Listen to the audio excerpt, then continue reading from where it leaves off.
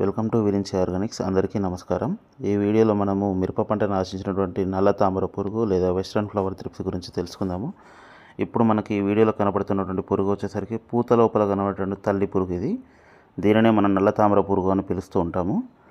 ఇది ఎక్కువగా పూత లోపలనే ఉండి గుడ్లు మాత్రమే పెట్టడానికి ఉపయోగపడుతుంది. అదేవిధంగా పూతను గీకడం వల్ల పూత రాలిపోవడం అనేది జరిగిపోతుంది. దీని యొక్క లార్వాలు ఏ విధంగా ఉంటాయి ఇప్పుడు చూడండి. ఇది ఆకుల కింద కనబడేటటువంటి లార్వాల్లో 2 దశలు ఉంటాయి. ఇది చాలా చిన్నగా ఉంటుంది, మన కంటికి అంత సులభంగా కనబడదు. ఆకుల ఈనెల పక్క పొంటి చిన్నగా ఉండి ఆకులను గీకేస్తూ దాంట్లో ఉన్న పత్రహరితాన్ని తింటూ ఉంటుంది. దానివలన ఆకులన్నీ కూడా ఎరుపు రంగులోకి మారిపోవడము, ముడతలు రావడము అండ్ లీవ్స్ కూడా రాలిపోవడం అనేది కనబడుతూ ఉంటుంది మనకు ఎక్కువగా ఉధృతి ఎక్కువగా ఉన్నప్పుడు. దీని తర్వాత ఇది లార్వా అనేది ఏ విధంగా మనకు మామూలుగా కనబడుతుందో చూడండి. ఇక్కడ చూడండి, చిన్న దుమ్మురేణువులాగా కనబడుతున్నాయి కదా, అవన్నీ కూడా ఈ త్రిప్స్ యొక్క లార్వాలే. ధన్యవాదములు. Thank you for watching this video. Please subscribe and share. Thank you all.